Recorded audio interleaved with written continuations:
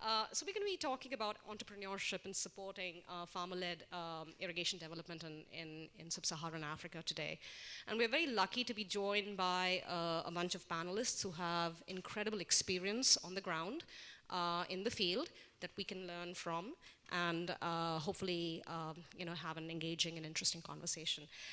So the panel's going to start by me making a few remarks, and the purpose of these remarks is really to set the stage, to really look at what are the broad issues that we're grappling with in this sector and in this particular area, and then call upon the expertise of our different panelists to come and share their insights, or to highlight problems that perhaps we haven't yet foreseen and that we need to be thinking about more critically.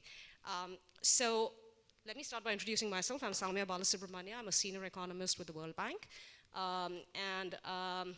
Before I came to the bank, I spent many years as a straight-up scientist, where I looked into understanding investments, irrigation, smallholder irrigation, farmer-led irrigation, among a bunch of other things, looking at issues at the nexus of water, agriculture, poverty, and health. And I like to, I'm particularly fascinated by failure, because I think it really helps us understand why things fail and how might we learn from that. And I think those are often quite transferable because success can often be quite contextual. And so I'm just gonna make some remarks out here, and hopefully I get to know how this works. There, right. So farmer-led irrigation development in sub-Saharan Africa. And part of, I think, what we are battling here is what some economists refer to as a low equilibrium trap. So if you look at how land has been equipped for irrigation, these are some numbers from some of the biggest irrigating countries in the world. And when you compare those trends and you look at sub-Saharan Africa, you see a very marginal increase in land that's equipped for irrigation in the last 60 years. But that figure needs to be taken in context with the next one, which is factor productivity. So think of total factor productivity as some measure of yield. You put a bunch of whole inputs together in order to get an output. And what does that look like? And this is important because irrigation is a complement to other inputs. And if, in general, input use is low, it is not surprising that progress on irrigation has also been slow. And this is sort of a low equilibrium trap is a fancy way of saying, hey, yields are low, incomes are low, production is risky. It makes it harder for people to invest in land and technologies, which further keeps incomes and yields low, which further makes it hard for people to invest in technologies ad nauseum. So, and there's nothing new about this. I think a number of people have talked about this, but I think it's important to keep this in context because it's the irrigation component is a part of a larger component around agriculture in general. What do we see when we see irrigation being adopted? We typically see an increase in yields, we see an increase in cropping diversity. Typically in sub-Saharan Africa, irrigation often leads to the production of cash crops, which are sold for incomes, things like vegetables, for example. There's increase in self-consumption. There's quite a bit of research which tells us that these effects are there. But the problem is that across scale, the adoption of irrigation is low and slow. And so one of the big challenges has been, should we be even supporting irrigation? If it's so slow to take off, and if progress in the last 50 years has been slow, should we even be doing that or not? And my personal contention here is I think that's probably not the appropriate question to ask, and the focus and the approach perhaps needs to be adapted and needs to be thought of in a different manner. So one is what is the role of the public sector itself, and how vital is that role? There has been a lot of focus on thinking about entrepreneurship and private sector activity in sub-Saharan Africa, in agriculture, including in irrigation. However, we know that the private sector works well when the public sector works well, because keeping uncertainties and risks under control is a very important component of having private sectors come in so that they may be able to work profitably and be able to work with low transaction costs. So the public and the private sector, again, are complements, they're not substitutes for each other. And I think one of the key roles of the public sector is supporting the production of these public goods, such as how do you lower risks, how do you make the environment less risky, how is information asymmetries reduced, etc. There are other key components that the public sector could really be making inroads on, including, for example, just getting better information on hydrology. For example, when it comes to groundwater in sub-Saharan Africa, the drilling of wells is highly risky. And it's often, there is a hit or miss approach. And so it's conceivably hard to imagine a profitable environment for pumps and pumping and companies that sell pumps to operate when farmers don't even necessarily know where they're supposed to drill boreholes because there's a bit of a hit or a miss approach. So that's one thing that's been pointed out in the literature. The other thing, of course, is just land restoration and soil rehabilitation, which we've talked about in previous sessions as well. And the idea that the investments in these are going to be very important in order to get out of this low equilibrium trap that agriculture is in. However, both land restoration and soil rehabilitation are public goods in nature. There's also a collective action problem around these activities, right? Because you need enough people to do it systematically across scale and time for these benefits to be accrued. So how can the public sector be an important player really in breaking, in bringing that coordination in and breaking sort of this low equilibrium that we're in? That's another thing to think about. Pestilence, locusts, weevils, again, controlling these is going to take a lot of systematic activities across space and time. And the role of a regulator becomes extremely important. These are all public good nature kinds of activities, and so I think the role of the state becomes quite important in these things. The other thing, of course, is what are we trying to go after? What's the policy goal? Is it yields, which is maximizing sort of productivity? Is it incomes? Is it increasing asset utilization? Is it increasing livelihoods? Or is it just to get people to eat better and have better nutrition outcomes? Is there a trade-off between these? And if so, how do we go about understanding them and using them in order to make policy decisions? So for example, there's some great work that's been done by Ankit, Nick, and others on center pivot irrigations in Rwanda, which show very, very clearly that even though asset utilization rates are pretty low, it does make sense to keep running that pivot again because it actually increases cash incomes. So you may not be maximizing, the use of the asset, but it has important socioeconomic outcomes. And how do we live with that trade-off? Something similar that's found with solar pumps in Benin. The other question, of course, is market access, right? We keep talking about connecting smallholders to markets, to producers, so that they may get better prices. What is the evidence on that? We know that it can work, and we know in some places it actually doesn't really do much either. So how do we get better at harnessing these synergies and making sure that markets do indeed lead to better prices and better outcomes? And sometimes it may always not, because if a market doesn't work very well, for example, in Niger, where there's huge price dispersion in commodities within markets in a country, we actually see that farmers selling locally to friends and neighbors versus farmers selling to bigger markets, there doesn't seem to be a lot of difference in the cash incomes that they earn. So again, how do we get markets to work better so that we can harness their power? Finally, some emerging challenges, right? There's increasing seasonality in cultivation. Now, this has always been the case, particularly in rain-fed systems, but that's becoming even more so under climate change. And this has implications for how you size pumps. Should irrigation equipment be shared? Should it be individual? How do you manage these systems, especially if you're going towards community management kinds of approaches, if the nature of the community itself changes from season to season, because it might just make sense for people to go and hire themselves out as wage labor in some seasons rather than keep cultivating every season. What is the role for irrigation as a service out here? These are some really important questions to answer, and I know that the Institute here is doing quite a bit of work on that. Another thing to keep in mind when we think about expanding irrigation is how do we manage these conflicts which are going to arise between pastoralists and cultivators, especially in contexts where there is transhumance. And I know Nicole and others have been talking about this as well, that the minute you sort of bring irrigated agriculture in, there is fencing of irrigated areas. If that blocks animal corridors, it leads to conflicts, especially in a context where anyway land rights are poor and there is and access to resources is a huge function of ethnicity, religion, caste in some places, depending upon what country you're in. And finally, maladaptations and lock-ins. You know, if we are going to increase irrigated agriculture, and there is certainly a justification for doing so from a perspective of food security and climate change in sub-Saharan Africa, how do we make sure that we are doing this in ecological systems that support that across space and time? And again, how is that answer likely to, and that answer is very much likely to depend upon the generation of these public goods and information that is lacking.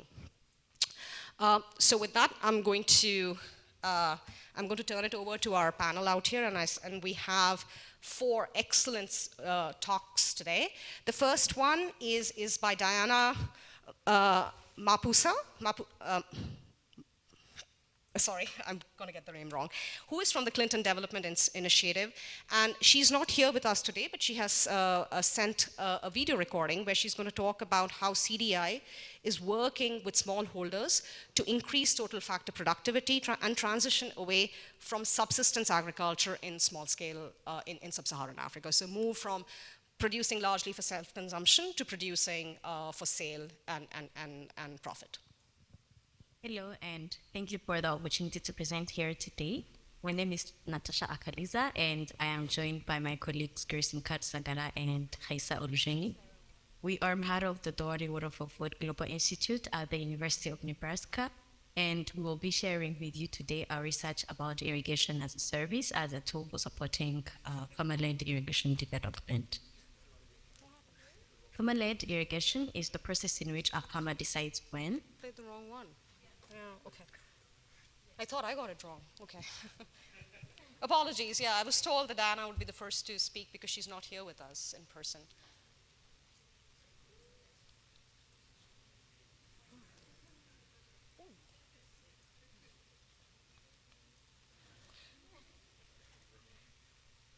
And just so we know, so the order I have you in is we're going to have Diana first, and we're going to have Abraham, and then we're having Natacha, and then we're having Peter. Yeah. So that's the order I have. Okay, great. Okay, all right, we can do that. Okay. So while we sort that one out, I'm going to now ask Abraham Salomon, who's from Agriworks, Uganda, to talk to us about the work that they're doing to supply farmers with irrigation through the use of mobile pumps in Uganda. Okay, thank you very much.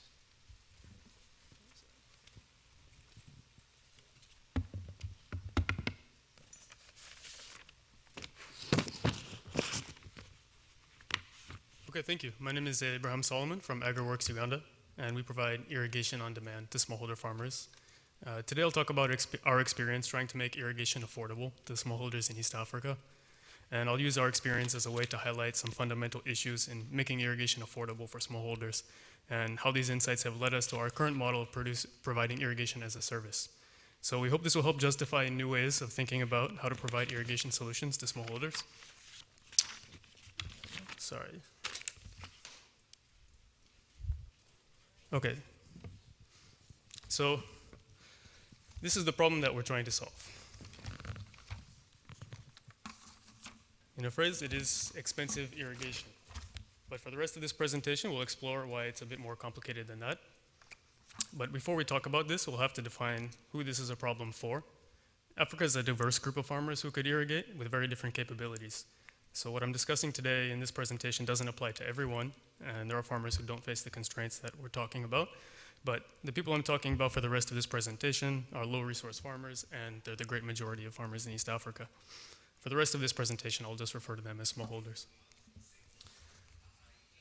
So we're at the university here, so we should be a bit more precise. The problem is not just that irrigation is expensive, The problem is that it is unrealistic to expect smallholders to invest in irrigation given the risks it entails and the capabilities that smallholders have. Sorry, I'm having a problem here. So to break this down, what this means, I'll explain the issues into problems that are external to the farmer and those that are internal. So external problems are realities of the world that don't favor smallholders to adopt irrigation. So this includes features of the technologies and credit. And internal problems are problems that smallholders face due to their own personal conditions or are related to farming itself. This includes risks farmers face and the realities of their cash flow. So all irrigation technologies have their strengths and weaknesses. Manual power technologies are cheaper to purchase, but are very difficult to operate, and due to their low flow rates, can only irrigate small plots which are very near to the water source. Solar pumps have low operating costs, but face the same problems in terms of low flow rates and are far more expensive. Fuel pumps are relatively cheap and can supply adequate water at a long distance, but they have high operation and maintenance costs and break down somewhat frequently. Drip systems are expensive, require a lot of maintenance and repair, and need significant scale to operate. So this last column in this figure shows what farmers need. What farmers need in this sense is what would be scalable to many smallholders. There are, of course, some farmers who can handle the reds in this picture, but to be a sustainable solution, farmers need green in all aspects.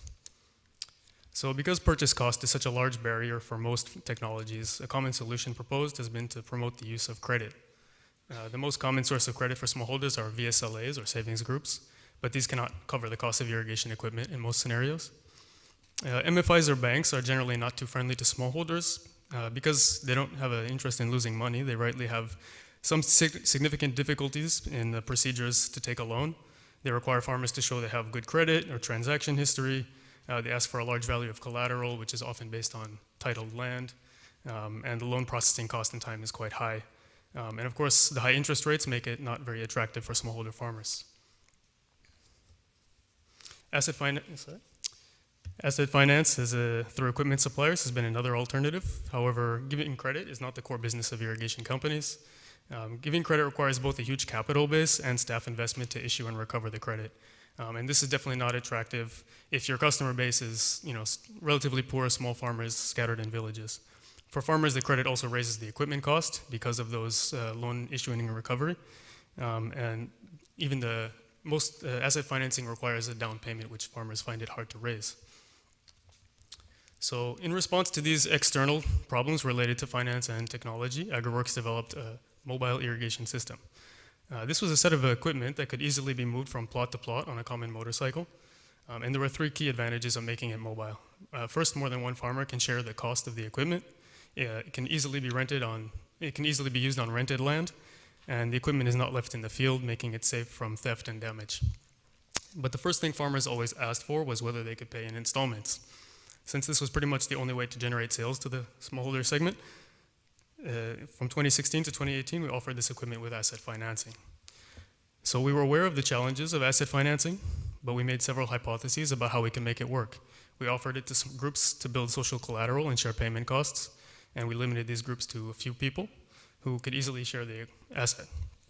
And we made sure installments could be well within the profit that the group could earn from each season. But we learned that fundamentally group loans for equipment are not acceptable to farmers, and smallholders can't handle the cost as individuals. Besides the lesson that farmers don't want equipment or credit as a group, the other key lesson that I'd point out is that to be profitable, the company needs to generate turnover through scale. However, there's not a very big pool of highly creditworthy smallholders out there, and the more turnover you need to grow, the riskier the process gets.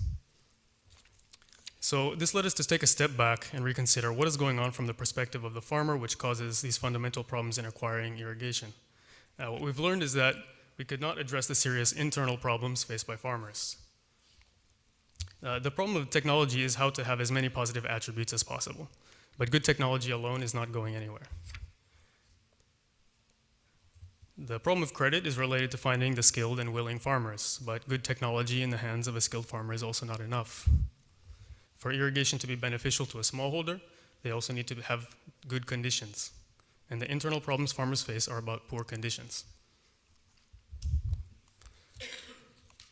The most important point to understand is that irrigation is not a guarantee of profit for a smallholder. This is contrary to almost all the messaging about irrigation, but it's good to just admit it. Smallholders have no control over many things, such as rain and prices and pests, and very little resources to solve difficult problems that more wealthy farmers may be able to get around. Fashionable solutions, such as giving them advice on mobile phones or connecting them to markets through the internet, are not realistic for most smallholders. Smallholders know this and are reluctant to invest all their money in irrigation when benefiting from it relies somewhat on good luck. A second internal problem they face is their own cash flow. Smallholders looking to buy irrigation rely on income from their rain-fed plots, and there are many reasons this can go wrong. First, they need a rainy season with good yields and prices.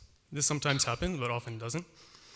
Then they need not to have any calamity affect them, such as sickness to themselves or family or livestock, theft, damage to property, or any other shock. These kinds of shocks are quite common for smallholders. Finally, they have to have enough cash to have cleared their existing commitments, especially school fees. When all these things occur together, their cash flow just might make irrigating possible. But how often can a smallholder have no problem with any of these internal or external problems? Realistically, not very often. So we had to take a step back and rethink if there's any solution that can deal with the realities of these internal problems farmers have. The answer was that there's one assumption that was the source of all these challenges. Farmers have to buy the equipment. When you take away this assumption, everything changes. Instead of asking farmers to buy the equipment, we started offering farmers irrigation on demand. We use our mobile irrigation technology to pump water to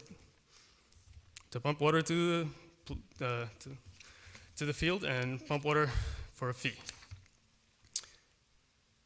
In essence, the process is simple, although there have been a lot of technical challenges we had to solve to make it commercially feasible. Farmers call us to schedule irrigation. We dispatch equipment to the farmers who need water that day, and farmers pay based on the water we pump. We use a common water pump that is powered by a motorcycle and works with local motorcycle taxi operators to pump water for farmers. We train them on how to use our equipment and dispatch them to the farmers who need water.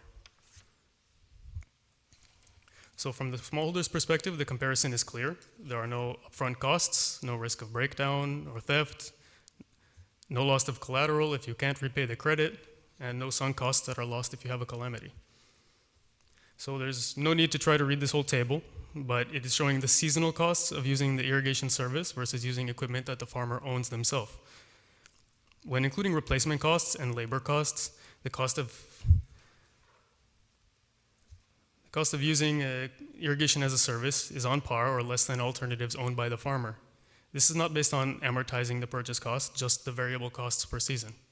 This is why there are many farmers who own their own irrigation equipment but have changed over to using the irrigation service. So there is a huge promise to expanding irrigation services, but there are of course challenges to scaling it. One is that it is capital intensive. Unlike selling equipment, offering services requires holding on to and maintaining a lot of equipment, which requires significant capital.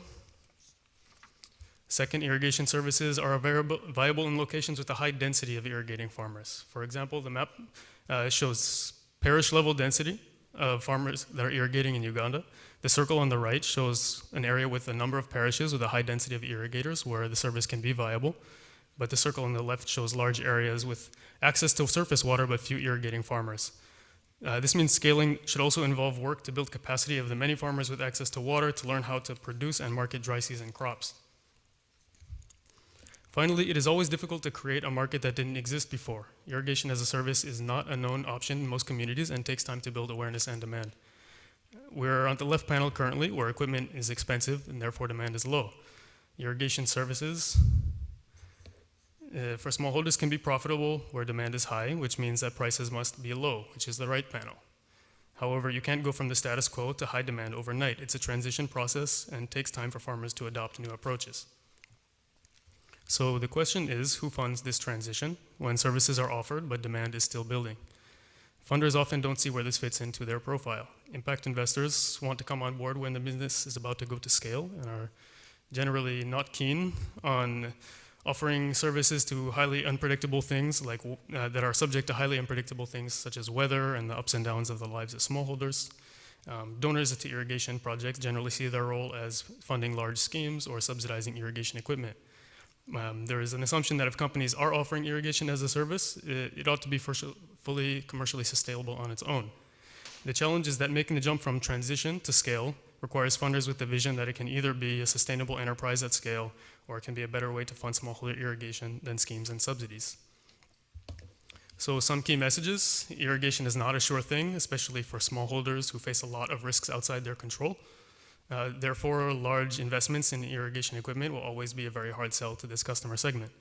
Offering credit or asset financing doesn't change their internal risk profile, which farmers know about themselves when deciding usually not to take on credit. So selling equipment to smallholders has a low potential for scale. Therefore, new approaches are needed. Fundamentally, irrigation services is about pooling risks from individual farmers to multitudes of them, and puts management in the hands of organizations that have the incentive to spread usage over as many farmers as possible, maintain the equipment, and scale the service. Other approaches that spread this risk could also exist, and these should be explored, but the results of the status quo are relatively clear. But scaling needs different thinking from the status quo of schemes and subsidies from stakeholders supporting irrigation development in Africa. Average investment cost per hectare for schemes in Africa is about $8,000, whereas offering it as a service is less than $700. Obviously, there's a lot of calculation that goes into annualizing this cost, but the contrast is stark, and irrigation services definitely has the potential to be more cost-effective than traditional approaches to funding irrigation. Thank you very much.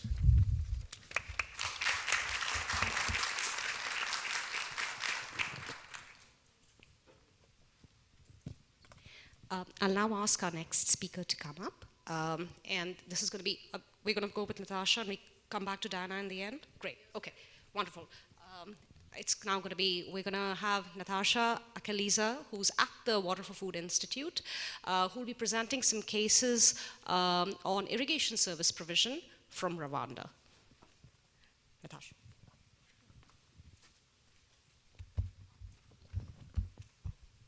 Hello, and thank you. That was me on the video earlier, but I'm here in person. And thank you for the opportunity to present here today. My name is Natacha Akaliza, and I am joined by my colleague, Grace Mukarusagara. We are part of the Dowry Water for Food Global Institute, and we will be sharing with you today our research about irrigation as a service, as a tool for supporting farmer-led irrigation development. Okay.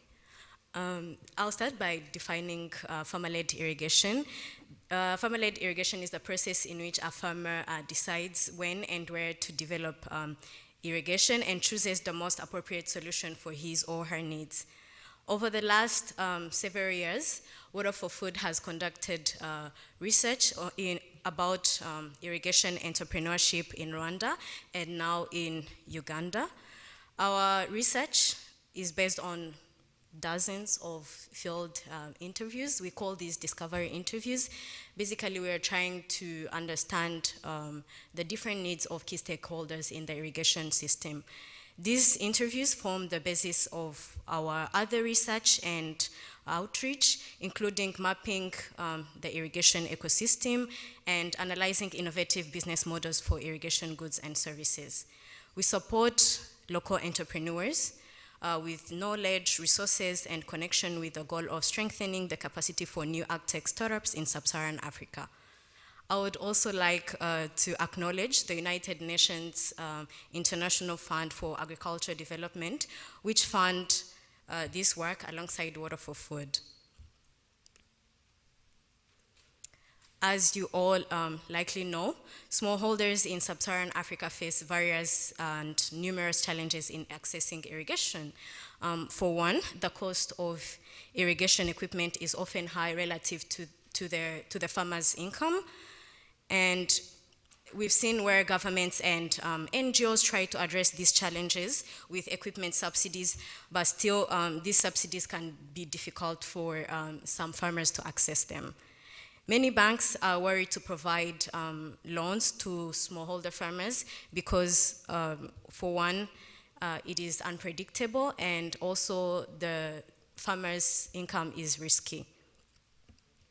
For women in particular, purchasing the equipment may raise issues of rights to ownership of property within a marriage.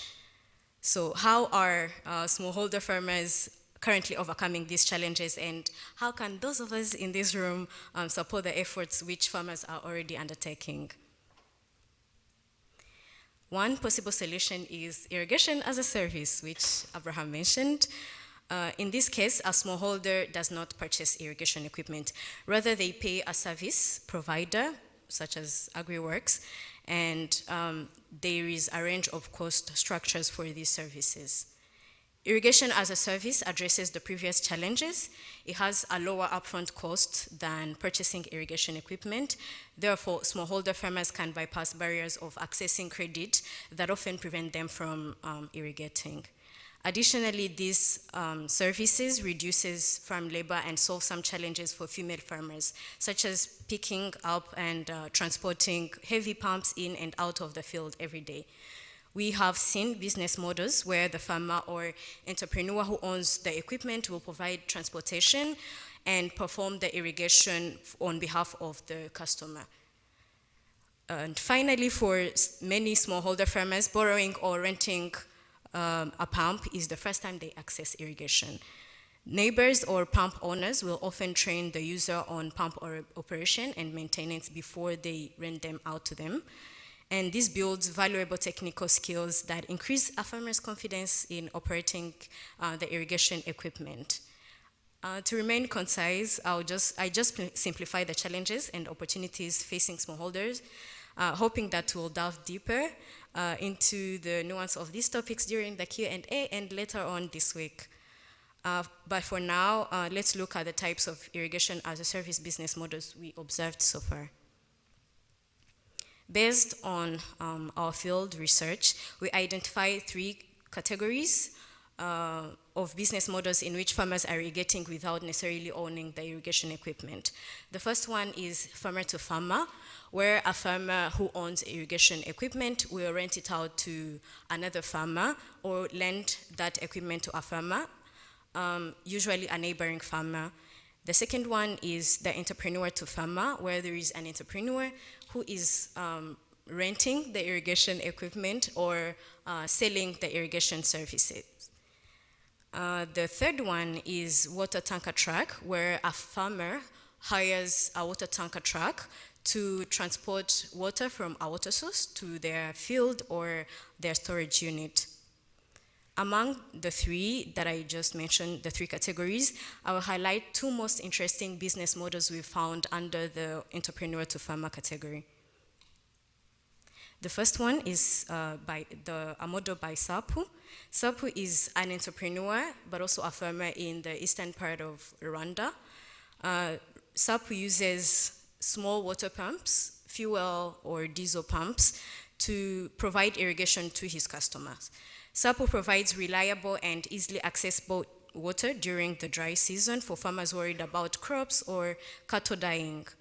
For farmers looking for less expensive or more efficient options to access irrigation, Sapu fills dams or storage units quickly at a relatively low cost. The innovation in Sapu's model is that he can connect multiple pumps to get water over a long distance, up to 2 kilometers from the water source. And if you're familiar with the Rwandan landscape, you understand how tricky this is because it's very hilly. And in this model, farmers pay to use the pumps for a certain period of time, or they pay to get water pumped into their storage unit. The second business model is Agriworks, which Abraham just mentioned. This business model was very interesting to us because it is very innovative. Not only that Abraham just mentioned it, I'll highlight why we think it is very innovative. It is a multi-sided platform serving smallholders, but also smallholder farmers, but also serving motorcycle riders, taxi riders, usually called boda riders. And Agriworks provide mobile irrigation service with a motorcycle-powered water pump.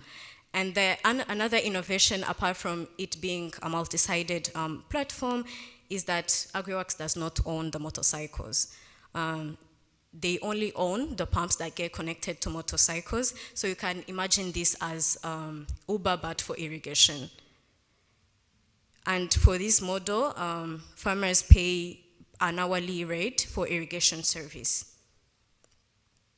Irrigation as a service encourages farmers to take charge of their irrigation. So it is truly farmer-led irrigation development. It is difficult to know exactly how much land is irrigated with borrowed or rented pumps due to the informal nature of these transactions.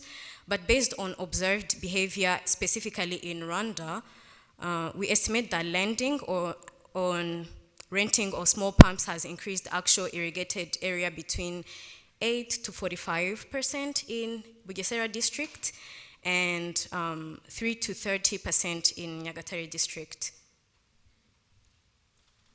There are opportunities for governments and NGOs to invest in irrigation as a service entrepreneurship, which also diversify the range of investments in small-scale irrigation technology. To support scaling up of informal markets, we recommend that governments consider encouraging people, including farmers who own their irrigation equipment, to rent it out to other farmers.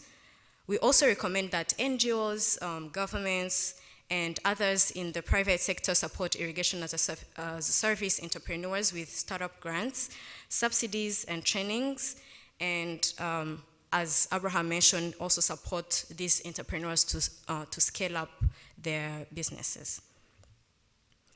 The lessons learned so far with this research in Rwanda and Uganda can be applied to other countries in other African countries. To learn more, please read the full report and our other reports on the website. You can scan this QR code there on the screen, which will directly take you to our website for this report, Current State of Irrigation as a Service in Rwanda.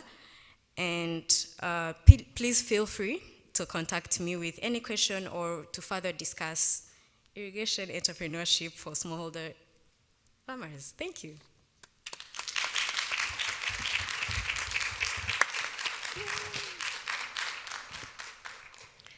Thank you, Natacha, and thank you for very much sticking within the time. That was brilliantly done.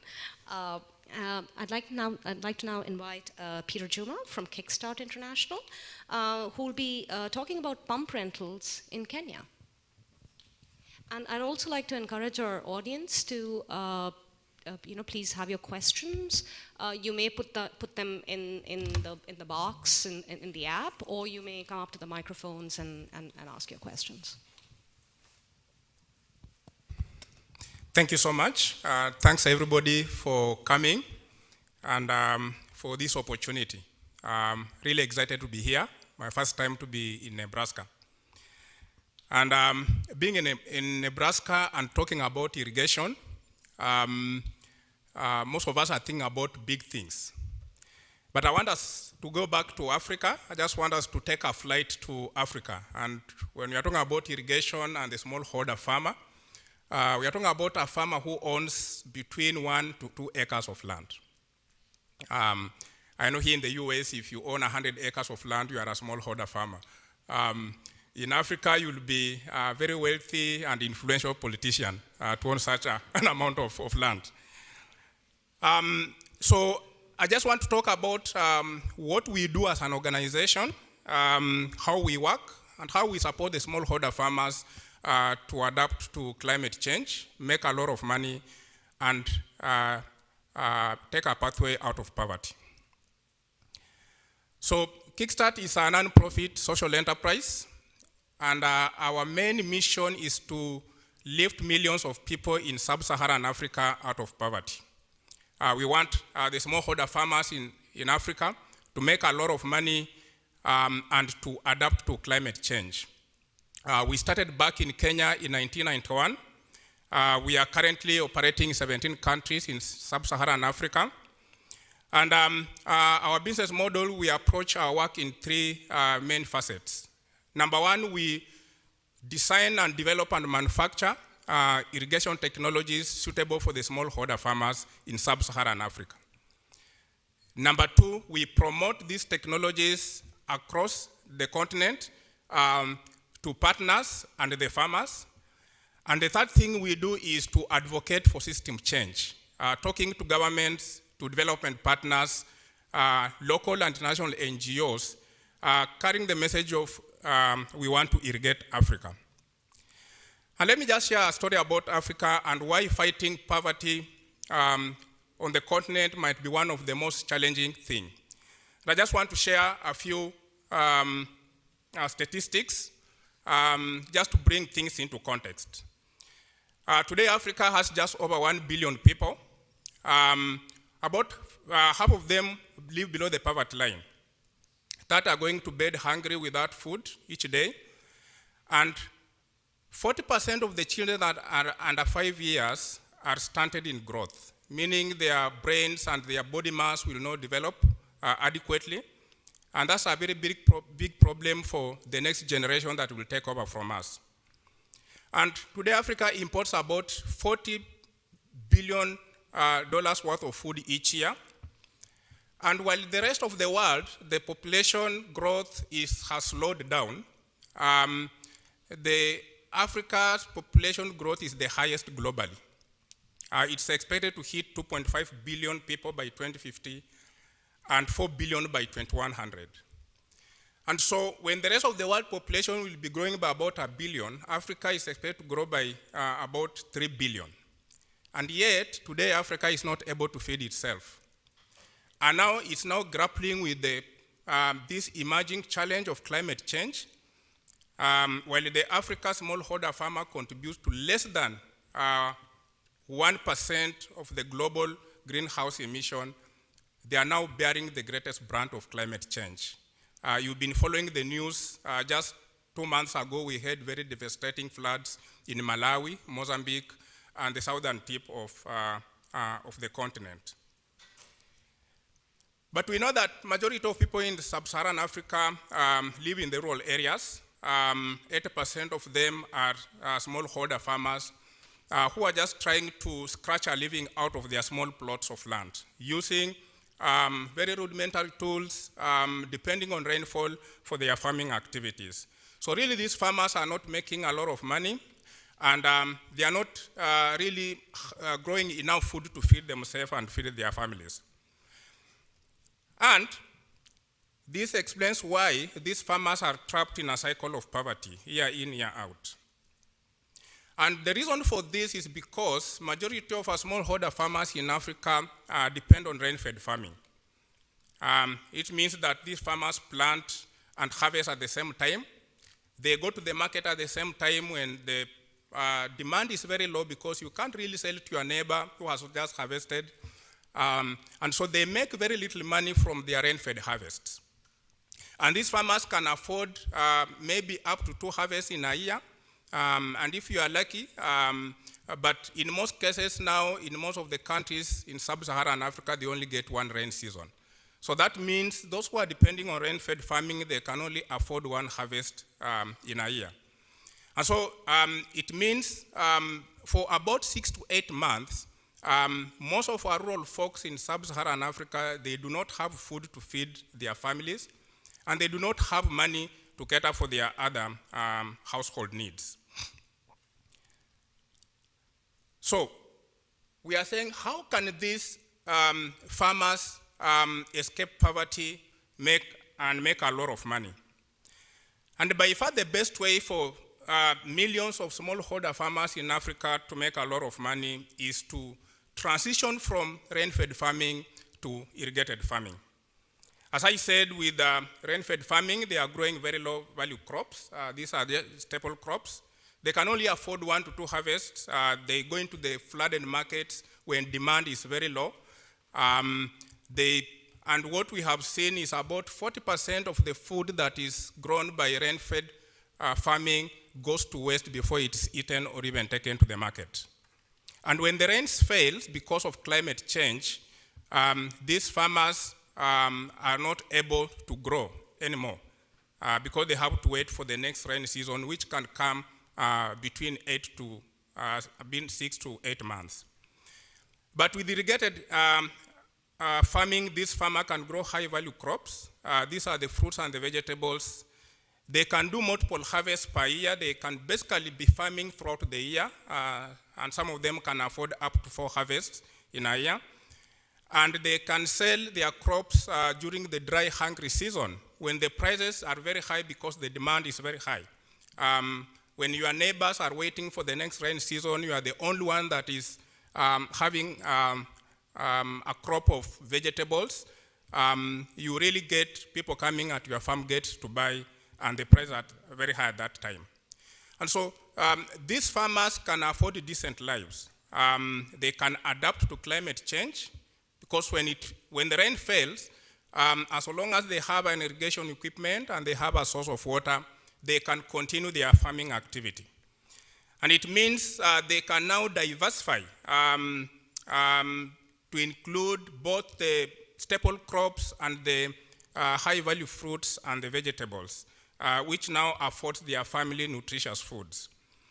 And during the dry season, these farmers, as I said, they are able to plant when the prices are very high, and they make a lot of money. They become resilient to climate change. And so irrigation really becomes the biggest catalyst when you are thinking about solving the problem of food and income security in sub-Saharan Africa. We know that globally, about 20% of food or farmland is irrigated, providing about 40% of the food that is eaten. While the rest of the world has really made major strides transitioning their smallholder farmers to irrigation, Africa is still lagging behind. In Asia and India, we are talking about over 40% of farmland is under irrigation.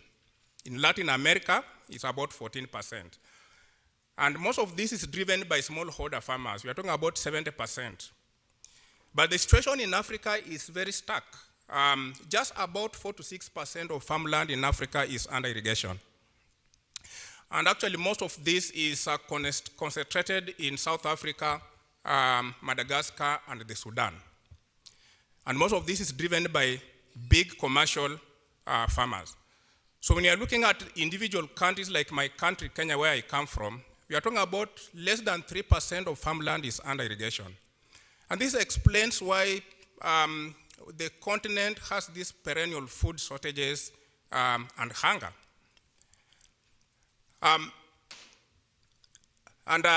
So this situation can change. Why? Because sub-Saharan Africa has plentiful of water resources. I know when you talk about irrigation, environmentalists will have an issue because of what happened in India with over-irrigation. But in sub-Saharan Africa, there's still so much that has not really been utilized. When you walk across our rural areas, you come across several sources of water, either rivers, springs, lakes, ponds, hand-dug wells. And the reality is that less than 10% of renewable groundwater in sub-Saharan Africa has been utilized, and less than 5% of renewable surface water. So the potential for irrigation is very huge on the continent. And we are saying that research has shown that about 20% of farmers in sub-Saharan Africa have access to some source of water. And this is because historically people have tended to settle along water bodies. These are either rivers, lakes, or streams.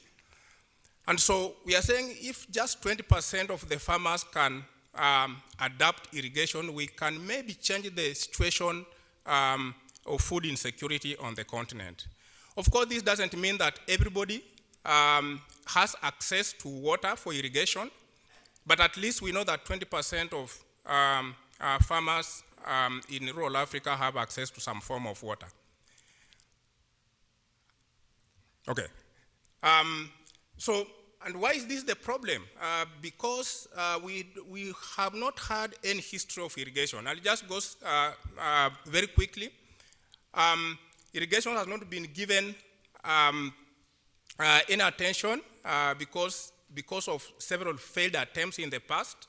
And even today, irrigation has very few champions, both in government and even the private sector. And transition to irrigation requires a major behavioral change. So as an organization, how do we address this problem? KickStart designs, promotes very low-cost human-powered pumps called moneymaker pumps. And these pumps are designed with the farmer in mind. They are highly affordable, they are strong, durable, they are gender-friendly, easy to use and install. You don't require any tool to operate them. They are portable, manually operated, so you do not require any fuel or electricity. And then how we promote these pumps, we work with the private sector. So we manufacture these pumps in China. We recruit national distributors across the 17 countries where we operate who bring in these pumps, and then they sell them through retail Agriworks. And then we work with partners across the continent to bring these pumps to the farmers. And as I close, then of course we want to bring the message of irrigation across the continent. So we work with the partners to promote, we carry out all these activities, we train the farmers, we train the partner staff, government officials, extension workers. And I just want to talk about a model that we are implementing in Kenya. And this to try and attract the youth to irrigation. Because a lot of our youth in sub-Saharan Africa are not attracted to irrigation because it's an activity that their parents have never succeeded in. And so looking at various opportunities on how we can attract and make irrigation more accessible to many people, we started this model called the Rent to Try and Buy, where we are recruiting rural agricultural agents. And an agent will own a number of pumps which they rent out to farmers within their localities. And then they train these farmers on the right agronomy practices so that these farmers can make a lot of money. And at the end of the first harvest, these farmers can afford to buy their own irrigation pumps. And the farmers make a small rental payment to the independent agent. And at the end of the first season, the farmer is now able to buy their own pump, and the agent moves that pump to another group of 2 farmers. So really everybody in this model makes money. Of course, the farmer is able to start irrigation immediately. They don't have to invest in buying an irrigation equipment. They are able to try out a tool before actually investing in it. Just like Salomon and my colleagues said, a lot of our rural farmers are risk averse, and they don't want to invest in a tool that they've never seen their parents doing. The biggest benefit to the retailers, of course, they make a lot of money by selling the pumps, and they sell more farm inputs because we know farmers that irrigate, they grow more and they buy more farm inputs.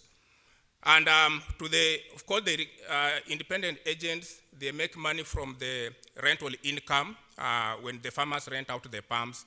They make money also from commission when they sell the pumps and other farm inputs. I'll be very happy to dive further into this during the Q&A session. Thank you so much.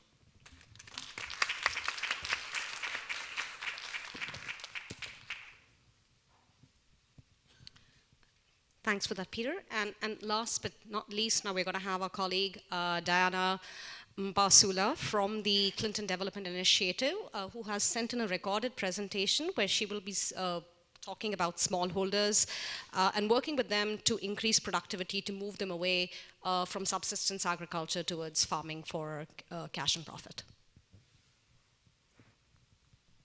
Hi everyone, I'm Dyna Mpasuka, working with the Clinton Development Initiative as the Matrix Communication and Development Manager. And I'm with Sylvester Dominic, Chairperson of the Cooperative Union. Yeah. So CDI operates in Malawi, Rwanda, and Tanzania, working alongside and in partnership with farming communities, focused on marketing, finance, and production.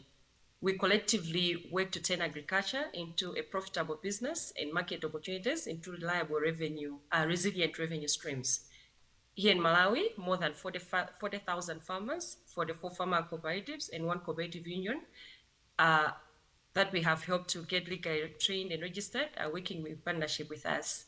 We work as part of the cooperatives, focus on business development and capitalizing on opportunities for farming cooperatives to capture more money for their activities and contributions in the agriculture sector.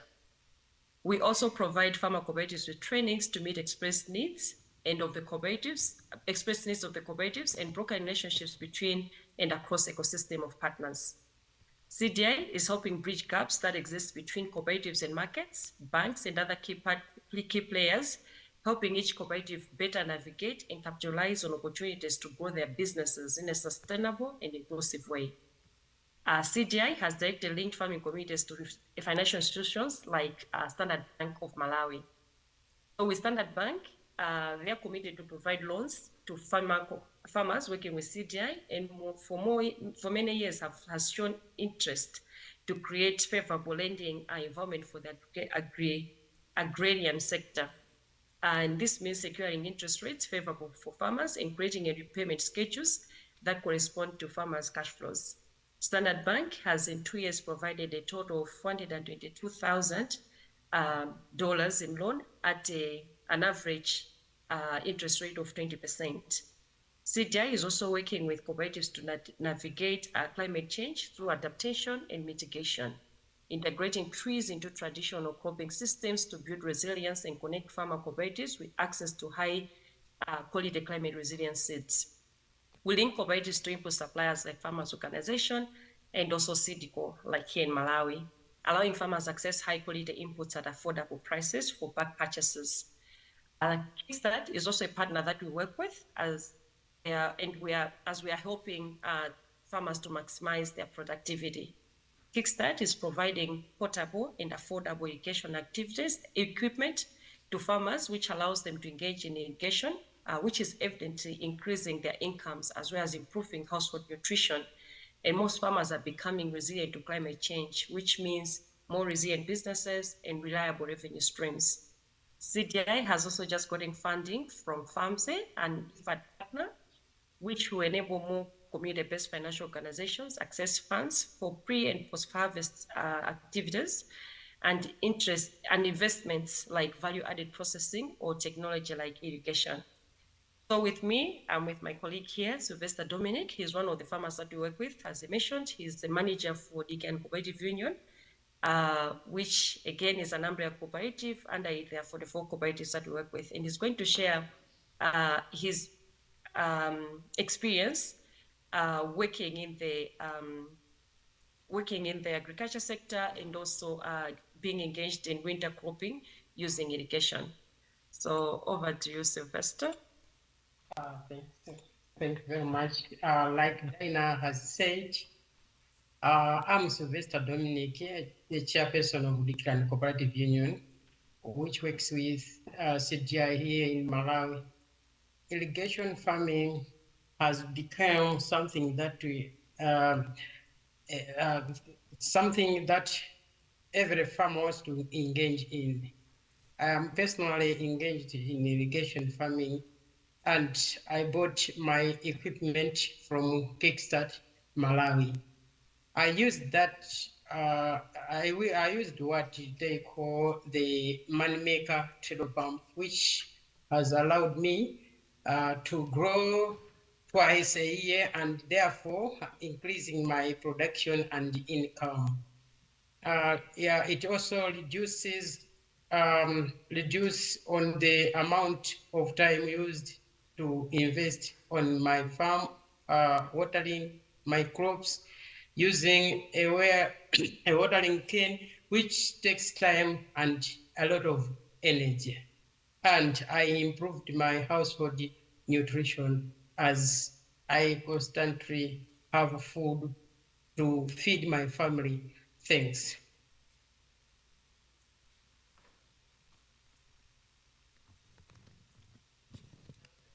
Okay.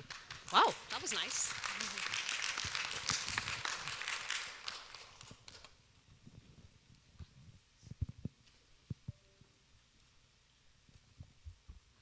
we'll move to the discussion part of this session, and there are live mics out here, so I encourage you to please come up and have questions. But I actually, I was not looking at my phone, I was actually making notes as people were speaking, and maybe I might have, moderator privileges and maybe kickstart this conversation.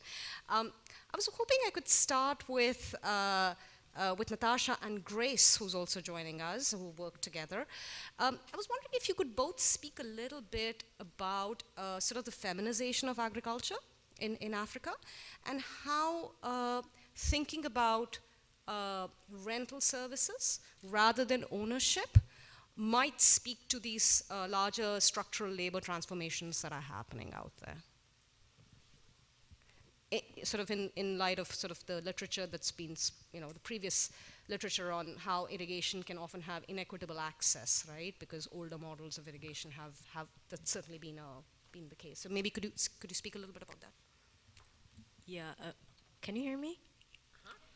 Okay. I believe for most African households, women participate in agriculture, but they also have to attend to like household issues such as like raising children, taking care of their husbands and other chores. So irrigation as a service provides, it saves times for them. Instead of like going to the farm and irrigating, like they can easily hire these services, and then like they can attend. We saw a case from Uganda, a female that uses Agriworks services, where she also like has a lot of children that she has to take care of, and when she hires Agriworks service provider, he comes and irrigates like his farm, while she is also selling like other products. In this way, she's saving she's saving time, but also she's saving money instead of like owning this equipment, which might again raise issues in the marriage, like who owns this equipment, because again asset ownership can be issues within marriage households. So like renting irrigation as a service provides opportunities for the family setting, but also especially for female farmers to be able to irrigate, but also be able to attend to these other household activities that they have to do for their families, that they must do actually. I don't know if I answered your question. No, I think that was quite well said. I mean, not just the social dynamic, but also just, there is nothing like an idle woman. I mean, so I think anything that saves drudgery and time is generally appreciated. That's true. I actually also had a question for all the panelists out here. There is, again, when you look at this larger sort of, conversation around agriculture in sub-Saharan Africa and the role of irrigation, and some people have talked about sort of bundling irrigation with other risk management products, such as insurance, for example. Some of that could be weather insurance. Some of that is sort of extreme event sort of insurance. It depends upon where you are. I was just wondering if, from your experience, if you could speak a little bit to our audiences about any observations, any thoughts that you might have about that discourse. This is a very big question. It's a very, very general question. Please. Thank you so much for the opportunity. From our experience, like talking to the farmers on the field, these smallholder farmers, they need someone who can reach out to them so that he can understand what their needs are. For example, like there's a farmer we approached while like covering these interviews. He was renting out pumps. He's renting pump from other farmers. It was his first time. So we asked him, like, how much do you rent out a pump in a day to irrigate your small plot? The small plot is about 0.2 hectare. He said, I pay 5,000 in a week. How much do you pay for fuel? He said, the amount. If you count the cost of the pump and the cost of operation and how much he's renting, you might find sometimes that amount is higher than renting a pump. But because of the behavior, because of the trust he has from other farmers, that's why he chooses to rent from other farmers instead of buying. One thing all farmers, especially smallholder farmers, they fear maintenance. The maintenance fee is really high. People who are selling irrigation equipment, I think they should come out and reach out to these smallholder farmers and escort them in the whole value chain in maintenance and training them how to use these equipment that they are providing. Farmers choose to rent out instead of buying their own owning equipment, not because sometimes those pumps, they may be cheap, but like the ABCD that goes out to those pumps, it's the reason as to why those farmers are choosing to irrigation as a service instead of owning pumps. Like one person, I'll give examples because we spoke to those people. He said, me, you know, you people, you're still young, but like me, I'll never in my life own a pump. Because I saw from this person, the hardships he's facing, I don't want to face such a kind. Because we go to the market together, the same person who buys from him, maybe French beans or onions, is the person who is buying from me. What I don't want, it's those maintenance fee, carrying a pump from my field to his field, to his home place, to even fuel. Nowadays, fuel is really very, very high. So farmers found out like those incurring costs that comes out during by owning a pump. That's why some farmers choose to irrigation as a service rather than owning a pump. Yeah, let me just add something. One of the biggest challenge we have in sub-Saharan Africa is lack of the right infrastructure to support people in the rural areas. So we don't have most of our rural homes connected to the national grid. And fuel is very expensive, and it's even hard to come by. The nearest petrol station from my rural home in Western Kenya is about 15 kilometers.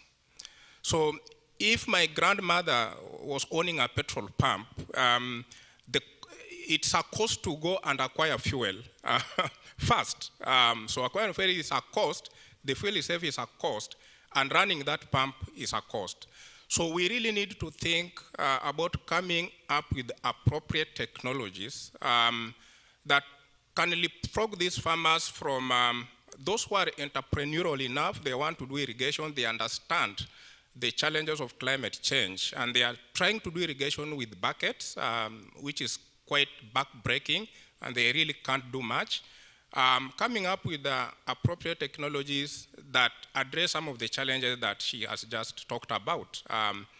After-sales service is one of the biggest challenge for most of the people who are promoting irrigation pumps in Africa, and talk about even the petrol and the diesel pumps, and now the solar pumps, and everybody is now talking about solar. But these are very complex technologies that the smallholder farmer is not really sophisticated enough to manage the complexities that come with them. So as an organization, that's why we thought about coming up with a very simple to use, maintenance-free irrigation tools. These are pumps that the farmer can troubleshoot on their own. They don't require to invest in any tools. They can basically break down the pump with their hands. And these are some of the things that we really need to be talking about when we are thinking about that the entry point for most of these smallholder farmers to adapt irrigation and become resilient to climate change. Okay, thank you. I'll go back to the point of insurance. I think from my experience, there's a very great connection between rain-fed agriculture and irrigated agriculture. So farmers often rely on the income they earn from the rain-fed crops to fund the inputs, to fund the fuel, the maintenance, and all that you talked about for the dry season crops.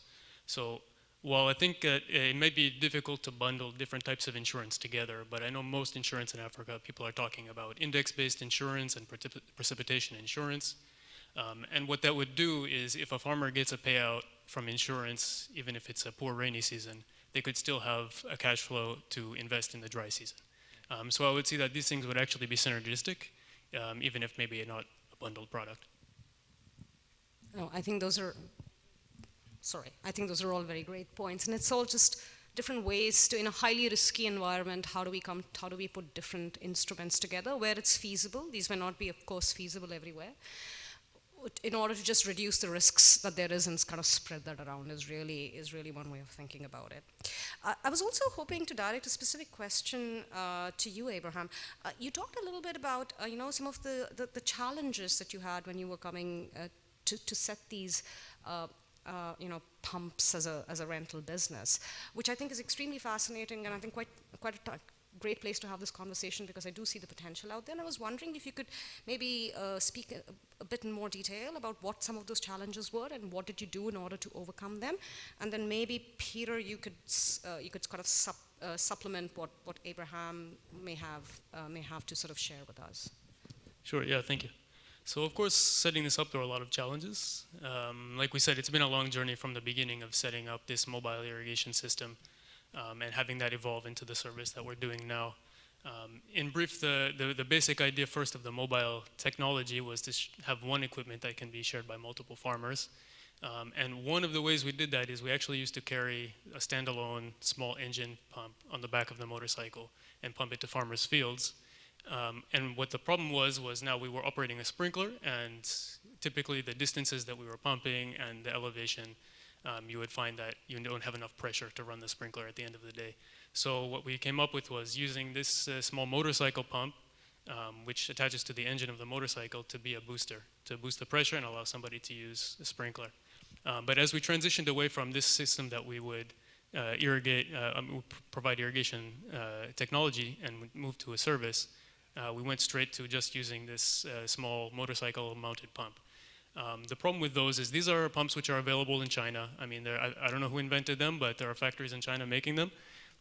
But the problem is when they've been brought to Africa, the reputation has been that they either damage the motorcycle or they get damaged very fast. And the truth is, if you use them within a few hours, oftentimes they get broken.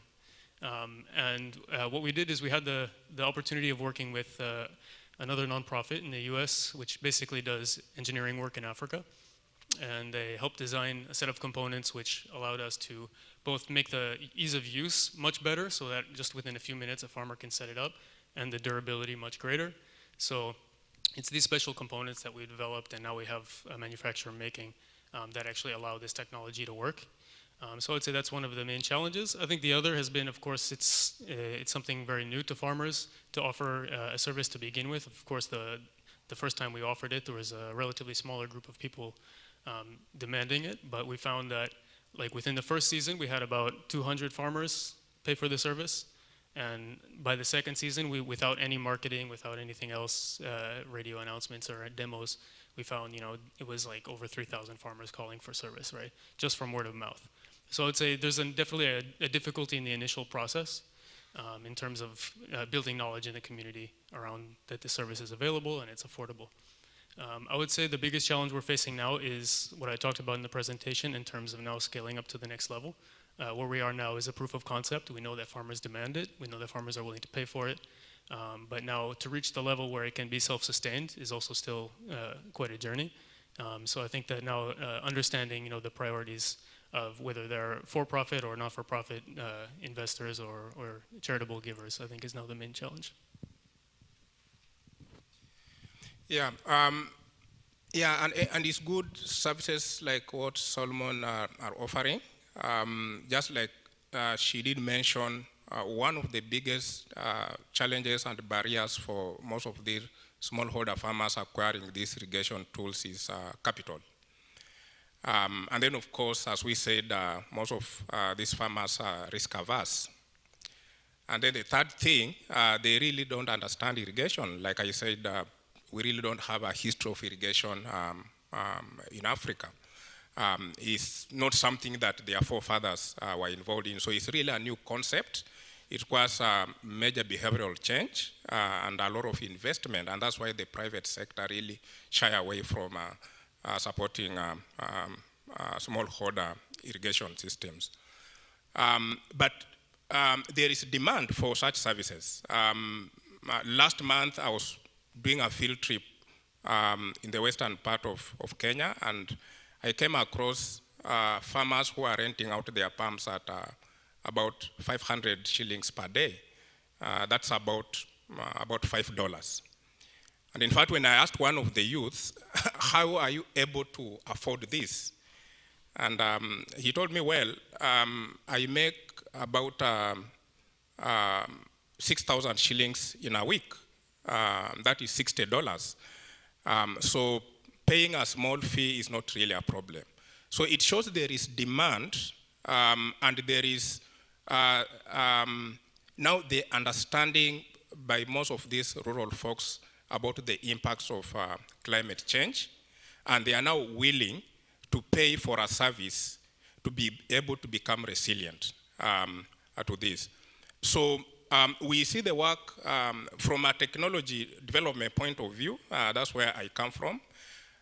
We see the work that people like Salomon and others are doing as really trying to address some of the gaps that we've been grappling with, which has been farmers not being able to acquire these tools because they don't have the capacity, for example, to raise the capital. So for those that don't have the money, they can access irrigation as a service when need be, rather than investing in a full capital investment. Yeah, Natacha, you wanted to add something? I see you nodding. Okay. Sorry, thank you for that. And we do have some questions here from some of our audience online, which I see some folks have already answered, but maybe we take this opportunity to ask these questions to you. Actually, it's a question that I had as well. What is the source of water when you're speaking about irrigation? Is it surface? Is it groundwater? Is it mixed systems? Can you maybe all speak to a little bit to that? Yeah, so the source of water, like I said, is like the moneymaker pumps. These are pressure pumps. You can pull water from a depth of 7 meters, that's 21 feet. And you can push it to another head of 7 meters, so a total pressure head of 14 meters, so 42 feet. And the source of water can be anything. It can be a hand-dug well, it can be a tube well, it can be a running stream, a river, or a water catchment. So we've seen farmers like in some countries where they are digging small dams and they are collecting water during the rain, and then they are using this water for the irrigation activities.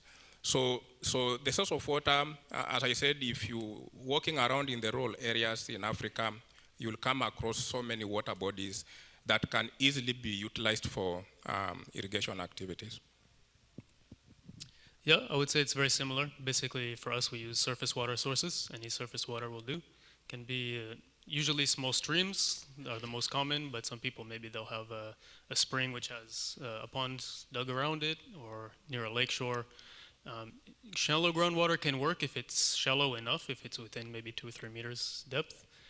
But typically, I think the kind of thing we do would be very hard with groundwater, because it would be a fixed single pumping point, and usually we have farmers which are much more scattered in different locations, whereas if it's just one place and groundwater, basically you'll have one pump that's permanently installed there. So it makes it a little bit more challenging as a service. No, that's great, and I think the hidden sort of messaging behind that question was, as you go about setting these businesses, are there matters that you need to pay attention to in terms of sort of local administrations, you're tapping into surface groundwater resources depending upon where you might be. Is there any sort of an approval? Is there some sort of a plan that needs to be submitted out there? There's a highly variable audience out here coming from different parts of the world, so I think there's some curiosity on how that aspect of sort of the management, the governance, how does that work? Yeah. I'll talk on behalf, like in Rwanda, irrigation as a service is not considered as irrigation. Even if they're reporting the total land irrigated, irrigation as a service is not considered. So I call upon entrepreneurs, private sector, the policymakers, like to show up that irrigation as a service is something that is tangible. It's something that is improving farmers' livelihood. It's helping farmers to move from one step to another in terms of living, and also it helps farmers to know what is irrigation. Most of the farmers we met, they knew irrigation because of irrigation as a service.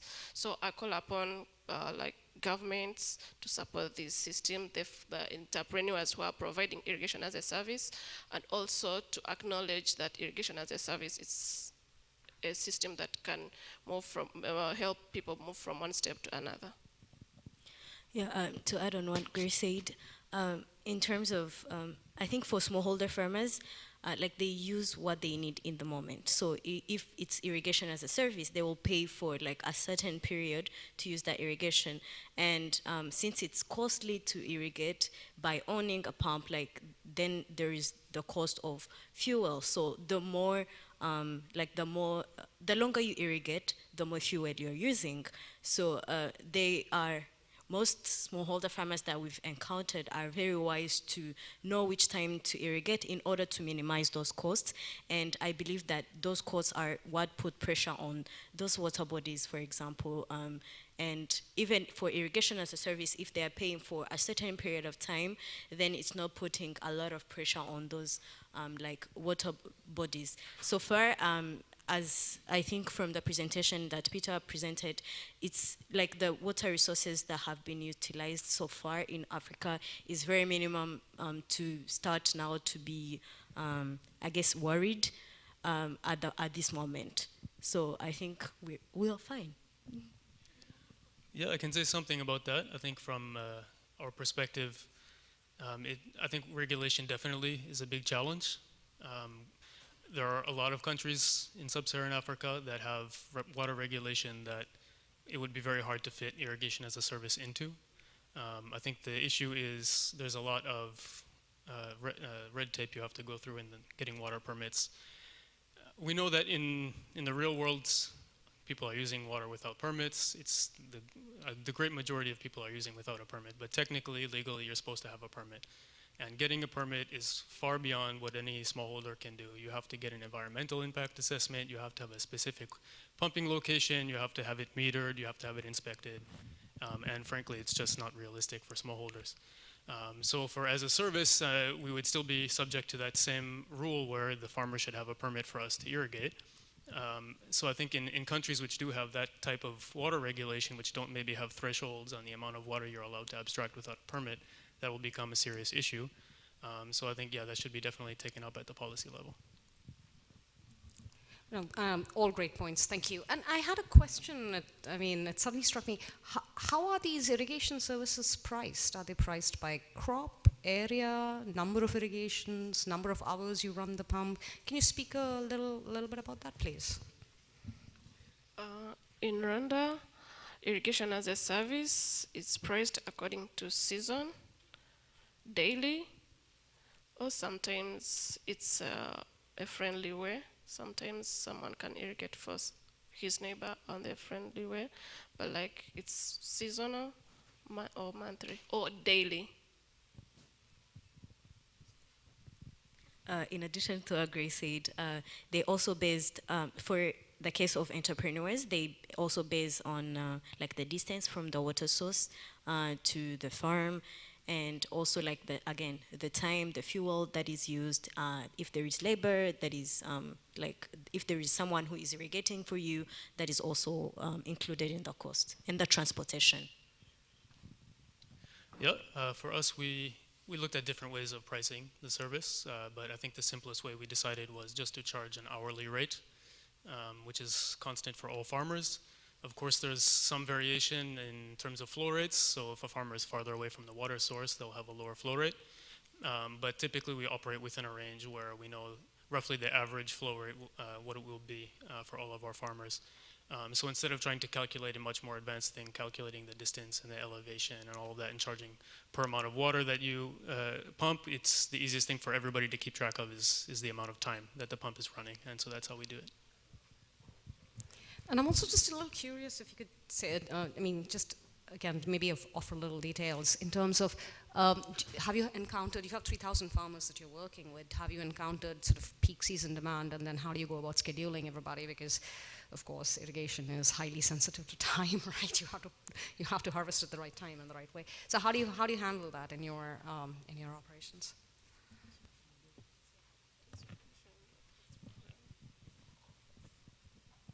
Yeah, like you said, it's extremely seasonal.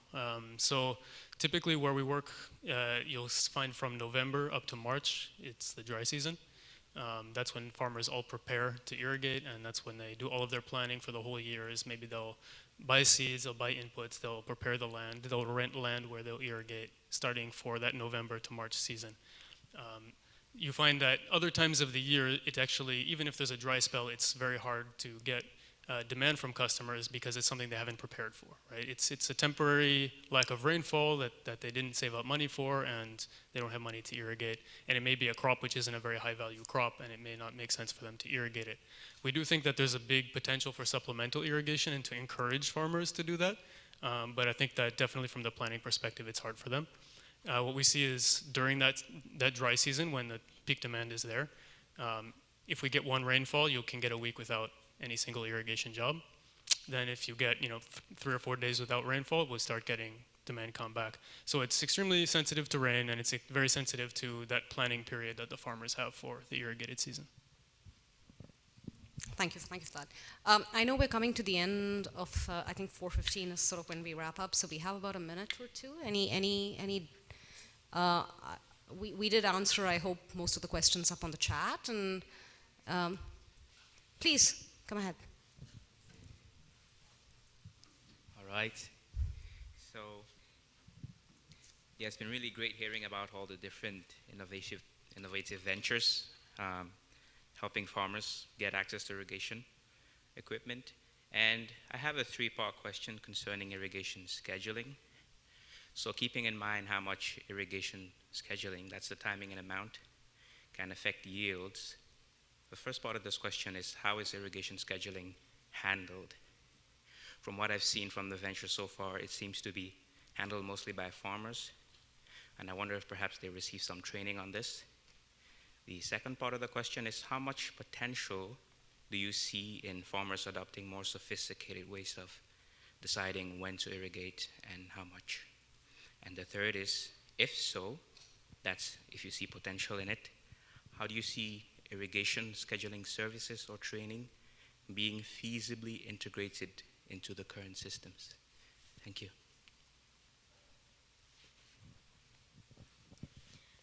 I can talk for the case of Rwanda.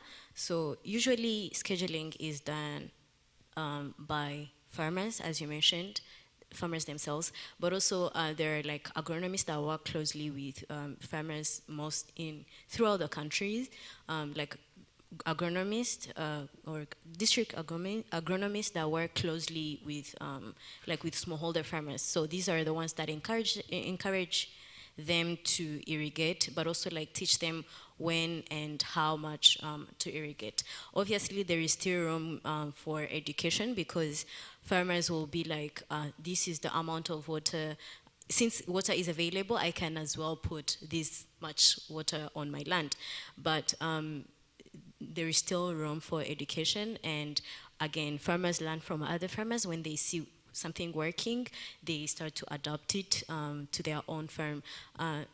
But basically for Rwanda, that is what is being currently done. I don't remember your other questions. Yeah, and if I can just add, so one of the things we are educating these farmers to do is to transition from subsistence farming to commercial farming at that level. And we want these smallholder farmers to take on farming as a business.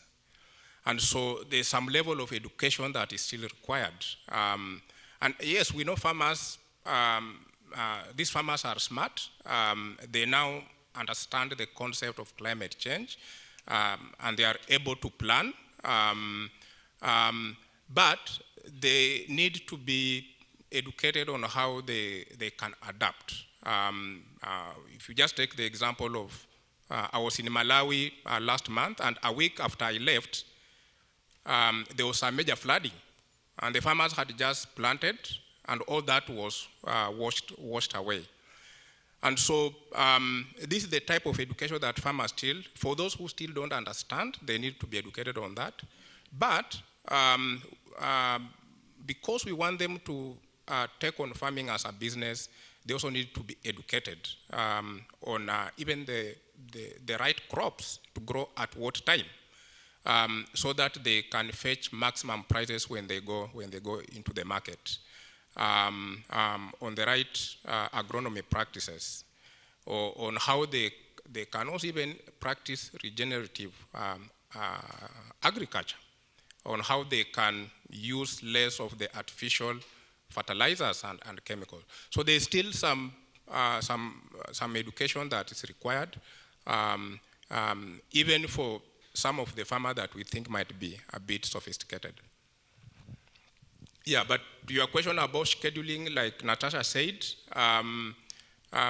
these farmers are quite aware of the environment around them.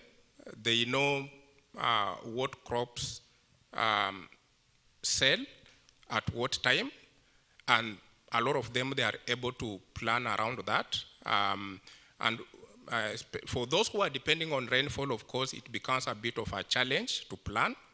But those who are already practicing irrigation, they are able to plan. So if you know your neighbor is growing kales during the rain season, you can just wait for the next, grow even an alternative crop that you know you are not going to compete in the market with. And we've seen a lot of farmers are able to make those decisions at that level.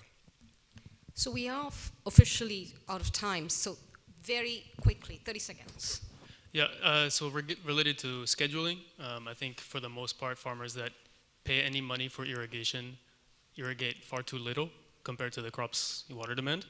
And basically the crop is almost always, aside from the day or 2 or 3 days after they get water, the crop is almost always in need of water.